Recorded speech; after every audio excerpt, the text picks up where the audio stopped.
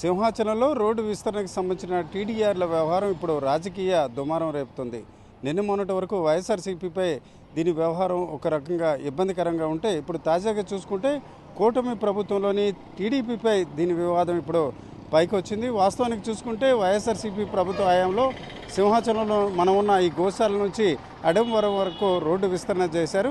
అయితే ఆ విస్తరణ సమయంలో కొన్ని భవనాలు అలాగే ఇతర దుకాణాలు కూడా తొలగించాల్సిన పరిస్థితుంది. దీనికి సంబంధించి నష్టపరిహారం ఇచ్చారు. అయితే ఆ నష్టపరిహారం ఇచ్చిన వాటిలో దాదాపు 210 భవనాలకు సంబంధించి టీడీఆర్లు మంజూరు చేయడం జరిగింది. అయితే టీడీఆర్లు సహజంగా స్థలం లేకపోతే ఆ భవనానికి సంబంధించిన యజమానులకు లేక వారసులకి ఇవ్వడం జరుగుతుంది.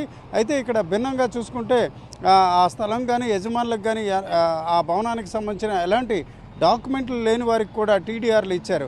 సహజంగా ఎక్కడైనా టీడీఆర్లు 1:1, 1:2 ఇస్తారు.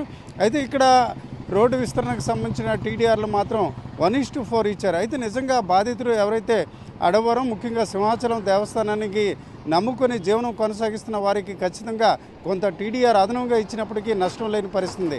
అయితే ఊహించిన విధంగా అసలు లబ్ధిదారుల కంటే ఇతరుల లబ్ధిదారులు అందులో చేరడమే దీనికి రాజకీయ వివాదానికి దారితీసింది. వైఎస్ఆర్సీపీ హయాంలో ఈ రకంగా కొందరు అప్పుడు వైఎస్ఆర్సీపీలో ఉన్న నాయకులు ఈ రకంగా ఎలాంటి అర్హత లేనప్పుడు కూడా టీడీఆర్లు పొందినట్టు నిన్న మొన్నటి వరకు ఆరోపణలు ఉన్నాయి. అయితే ఆ ఆరోపణలు ఒక రకంగా వైఎస్ఆర్సీపీపై కొనసాగుతున్న దశలో ఇప్పుడు తాజాగా చూసుకుంటే ఆ జీవోను రద్దు చేయాలంటూ జనసేనకు సంబంధించిన కొందరు నాయకులు ఇప్పటికే పిటిషన్ దాఖలు చేశారు.